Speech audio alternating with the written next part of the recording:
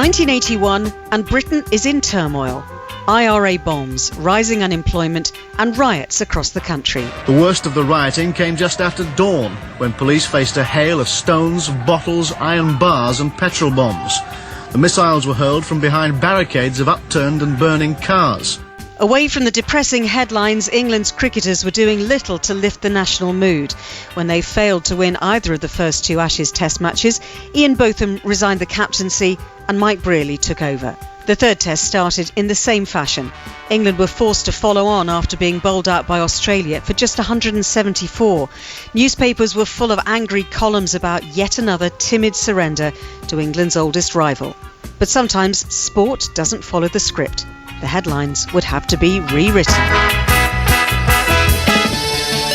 At 135 for 7, England needed nearly another 100 runs just to avoid a humiliating innings defeat.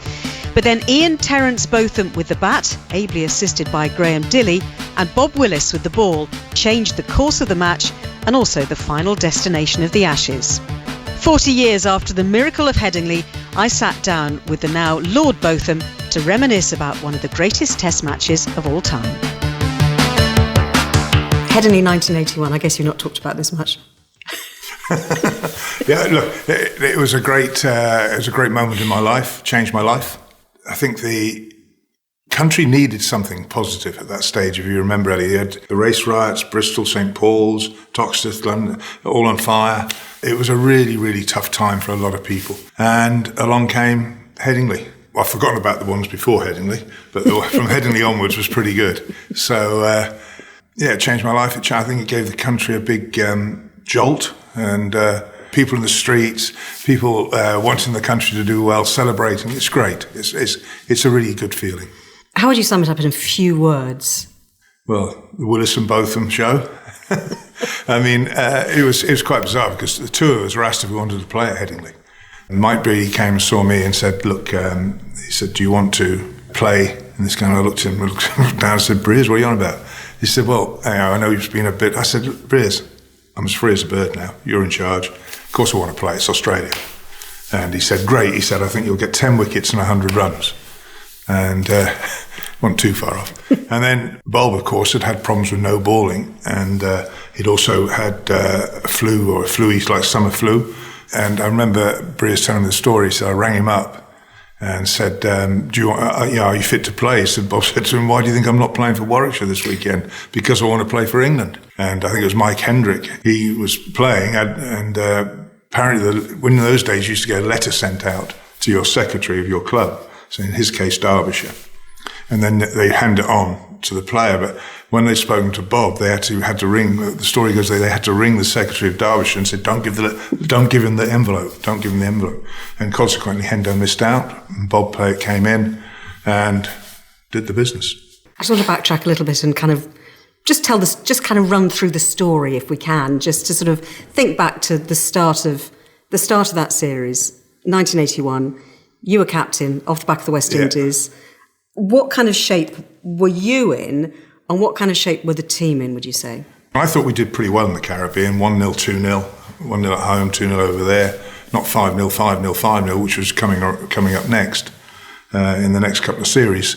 And we got back, and their infinite wisdom, Alec Bedds, who was then chairman, said, right, you're going to do match by match. I said, what do you mean match by match? As captain? As captain. And I said, well, that's ludicrous. And he said, well, that's what we've decided. And I don't think it was what we've decided, I think it's what he decided. So I thought, all right, I thought about it, and I thought this isn't going to work. So I went to the first game, and it was very hard, because you're always talking in the present. You couldn't actually talk for the future. And when you've got a team and you want to motivate them and get them going, you need to have that flexibility. So consequently, I found it very difficult. The players found it very difficult. And at Lords, I just had enough. I thought, why am I doing this? And I was playing really well for Somerset. I was in good nick, wickets, runs. So I just said, I don't need it anymore. And at the end of the game, called the chairman over and said, I need to have a word with you. I said, look, this is ridiculous. It's not working. So I offer my resignation as captain. And he said, all right, fine, that's fine.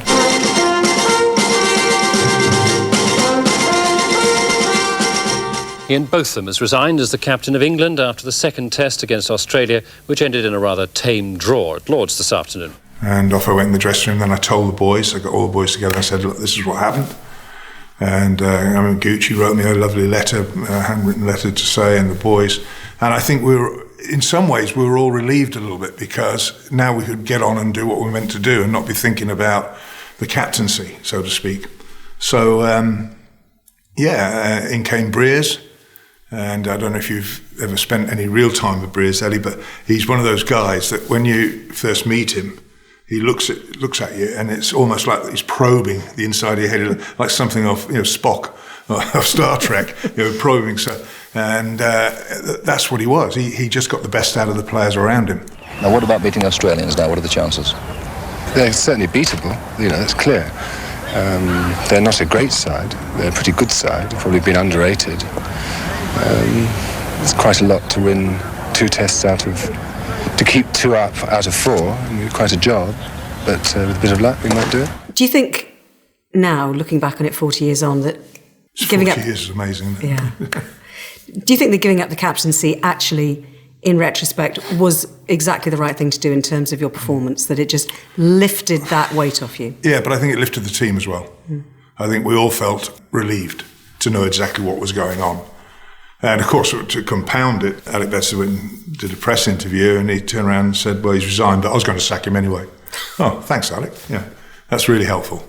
But the dressing room, naturally, we all laughed. We all laughed when it came over on the TV. So, and we just got on with it from that point on. The press asked me a direct question: were we going to replace Ian Botham? And I said, yes, we had decided to do so. But he said he would like it to announce that he'd resigned. But if you put yourself in my shoes at 24 years of age, and the selectors come up to you and say, we think you should captain England. Where am I going? West Indies. So I said, yeah, of course, like any 24-year-old. You'd think, yeah, it's the highest accolade that can be bestowed upon you as a player is to captain your national team.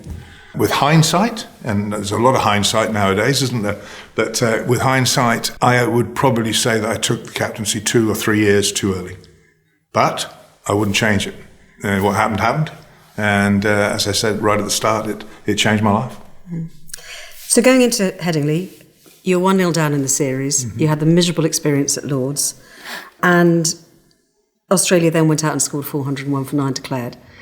Were they that good, or were England not very good? To be honest with you, I don't think we bowled as well as we could have done. I think we got a little bit excited because the wicket at Headingley can offer you a bit of help, particularly with this cloud cover. But yeah, they got 400. Then we went out and, as you know, made to follow on. And he's gone.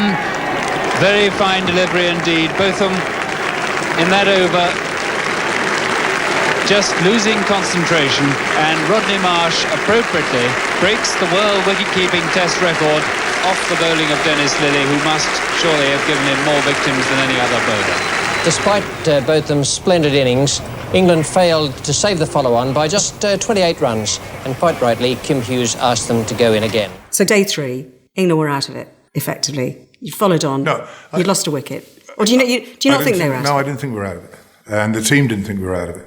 Because of the surface we were playing on, we always felt if we could get a lead, we'd have a chance. After day 3, you all went back to your place, the Botham barbecue. Tell us about the Botham barbecue. Oh, it's quite legendary, I think. We played cricket in those days. You played Thursday, Friday, Saturday, rest day, Sunday, very civilised, and then Monday, Tuesday. And we had a barbecue at the house, and the Aussie boys came along, and they were obviously feeling it was their game to win. And they came in and they drove into the village in North Lincolnshire where we live, which is only about 40 minutes from Headingley, 45 minutes. So the bus pulls up outside a house in Blowrow in Epworth, and much to the amusement of the locals, there's suddenly this great big bus with 4X all over it arrives, and the boys came down the steps with a slab of beer and what have you, and we went to the marquee, and we infamously won the last event of the evening, which was the scrum down, and in the wee hours, and we destroyed them. But we had GAT, so we had a whole front row in one go. So we shoved them back, and the boys reckon that was actually that's when the series turned with the scrum down in the marquee. But Yeah, we used to do that with all teams. And even when I was a commentator, for instance, the Kiwis used to come to our house in North Yorkshire when they played, and for a night, barbecue and what have you, and the Aussies, etc. So it was ongoing for many years. Mm. And then on Sunday, you basically said to Kath, right, OK, I'll be checking out in the morning. And Ladbrokes gave 500 to 1 yeah, and for an England win. Unfortunately, the idiot out there in the middle, and I couldn't get a bet on. But no, it was it was pretty remarkable, to be honest. The odds came up, and I thought, blimey, 2-horse race, 500 to 1 on this surface. Anyway, we just carried on batting, and I saw the Aussie coach driver, the team coach, wandering into Ladbrokes, and he came back, and then we all found out later on that Rod Marsh and DK Lilly had a wee wager at 500 to 1. Why wouldn't you? I mean, nowadays you'd be in big trouble for that, but I can assure you there's no Aussies going to give up winning to take a bet. And if they'd have put 10,000 on it, you might get a bit creepy, but then they had a fiver each or something. So, yeah, it was great. I mean, the other part of the game, we all checked out, and then, of course, the game swung. Maybe that was a good thing to do, actually. Maybe we went out and thought, well, put the bags in the boot. And, of course, at the end of the day, we had to get them all out of the boot again and recheck in. And luckily, they still held the rooms. So we checked in, and then next day, well, it all happened. So your innings, it was 105 for 5 when you came on.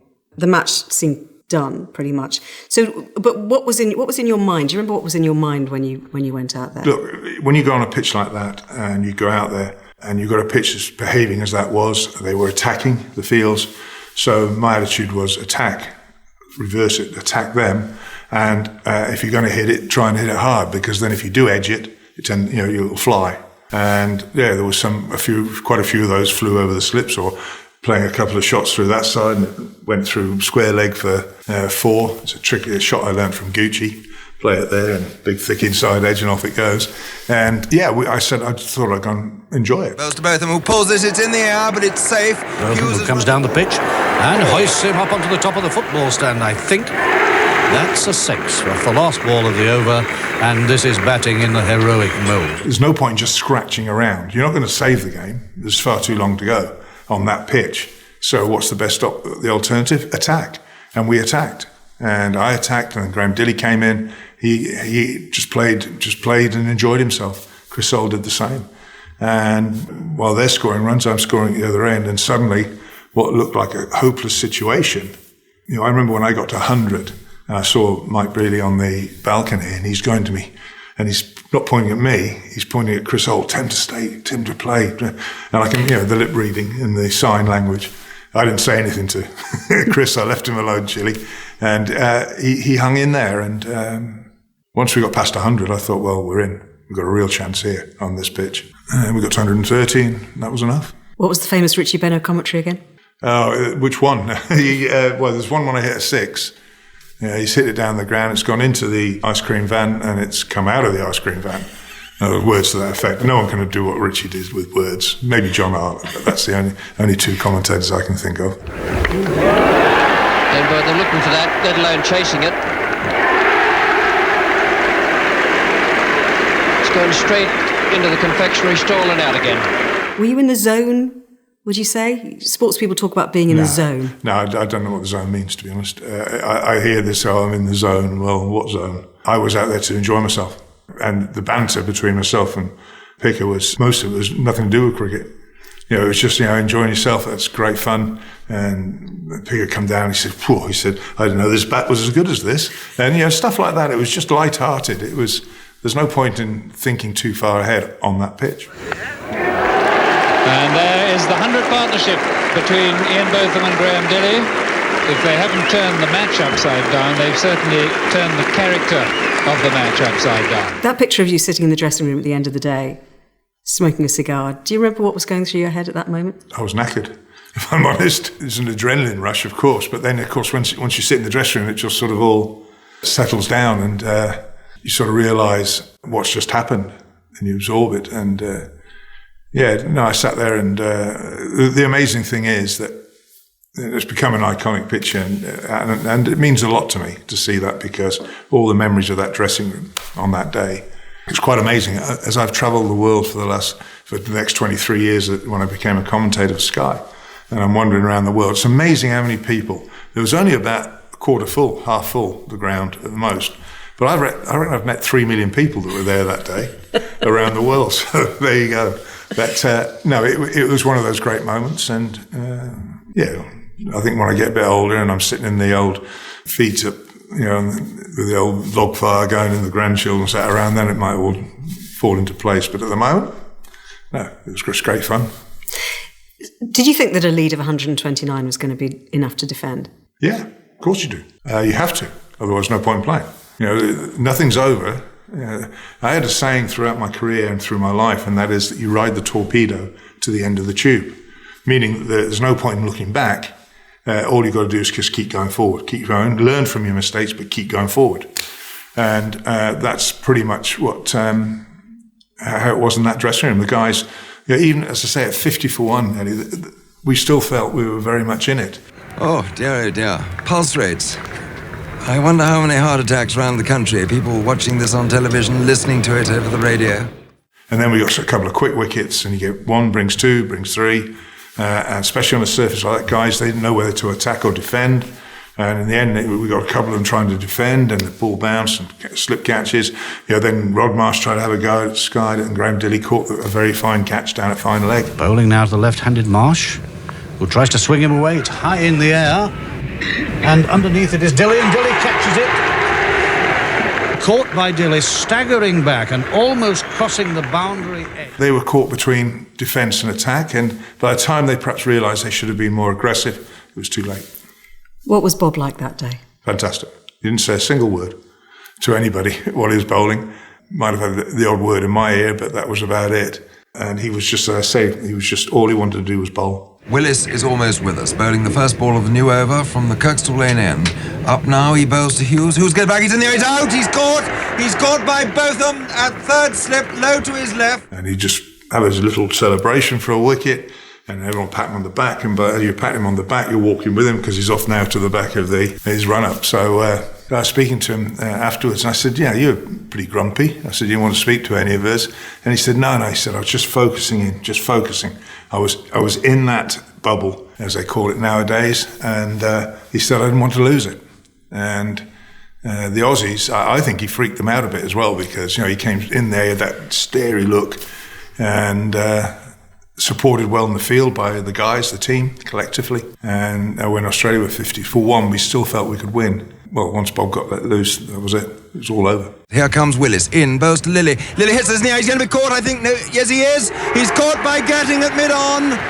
He chipped that one up. Gatting ran in, caught it low, down on the... Most of the Australian side, very much inside the dressing room, can't watch. Willis to Bright. Bright is 19, Australia 111 for 9, 19 short of victory.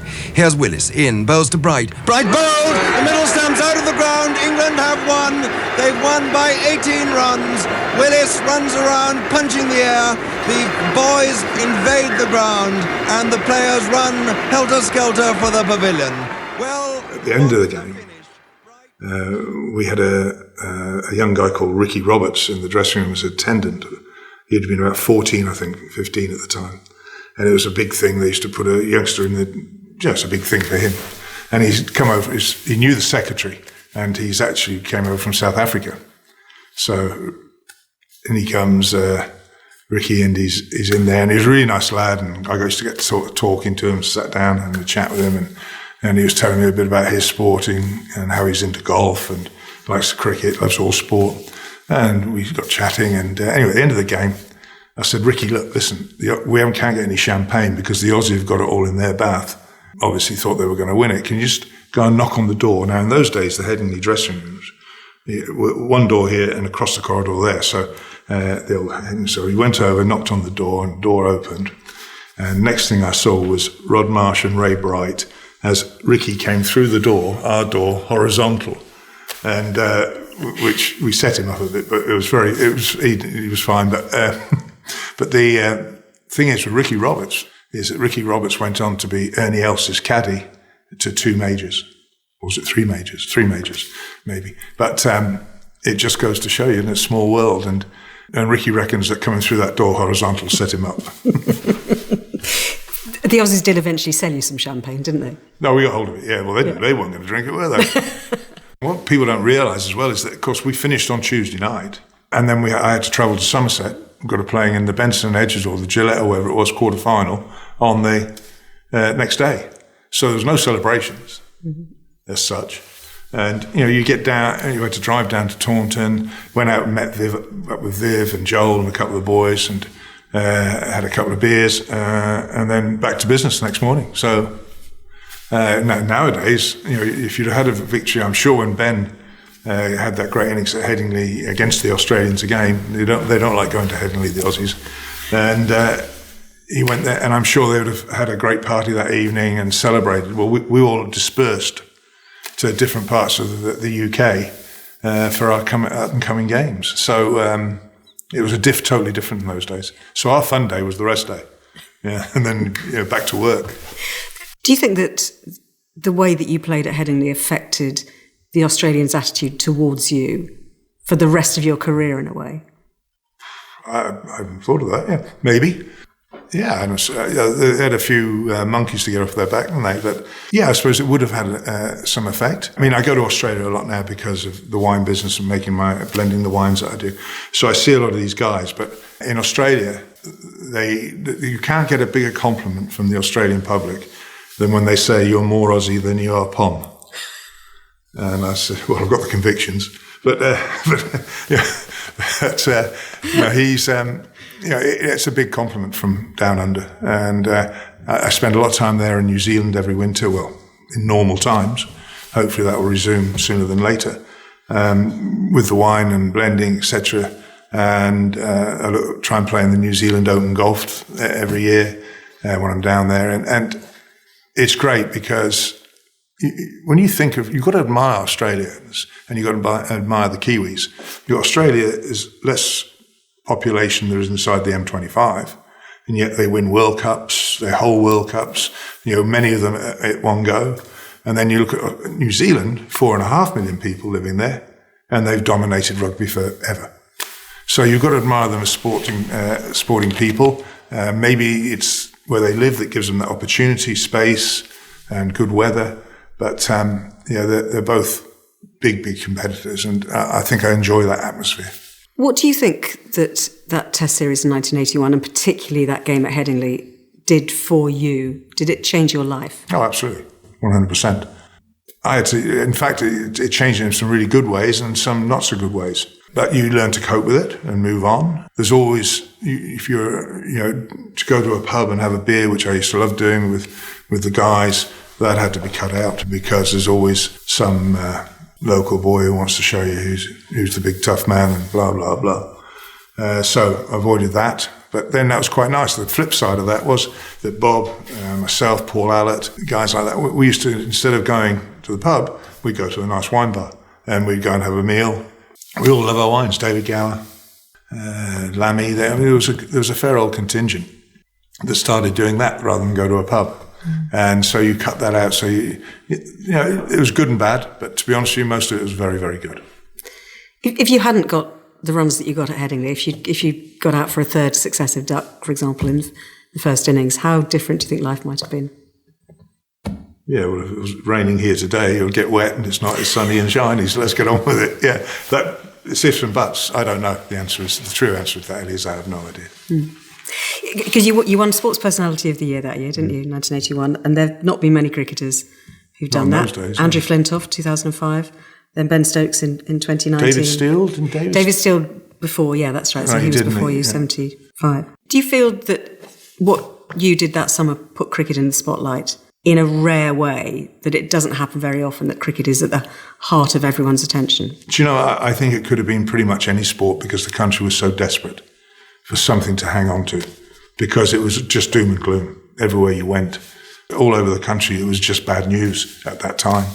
So I think we just happened to be in the right place at the right time, to be honest. But it was a great moment. And as I said to you, you can't help but look at what's just happened in the Euros and think that we've had 18 months of turmoil with COVID. Hopefully, fingers crossed, we're now coming out of that. And I think that was the case back then. And I don't think it's any different. So I think what the boys with the football did, the guys with the cricket ball did 40 years ago. When was the last time you watched the video back? I've never watched the whole video. Grandchildren, they have, and my children, I wander in and it's on, and I think, oh God, I'll go and set my fishing rod up or something. No, I've never actually watched it all the way through. I will be, I think, later this year, because we're doing something in the memory of Bob, so I will see it all the way through then. What do the grandchildren say to you? Well, I'll give you an example. Of how times change, Ellie. We'd had a barbecue at home, and this is probably, James, who's now playing for Wales in rugby, he was probably about 5 or 6, and we had a barbecue at home, and I was trying to hold a glass of red wine and a cricket bat and playing around with the kids. And next morning, Kath took the boys to school, ran them to drop them off at school. She used to help with the school runs and going along the road, and I think it was Jimbo said to Kath, and they called Kath Granny B, he said, "Granny B, was Grandad, was he really good at cricket?" And Kath said, "Well, yeah. Well, he's crap now." that was my grandson's summing up of my international career, which that sort of brings everything back down to a level that I think suits all. But I will never forget that. Great comment. Bowl him, it's all over, and it is one of the most fantastic victories ever known in Test cricket history. Bob Willis, 8 wickets, a fabulous performance. England have won this match after one of the most astonishing fightbacks you could ever see.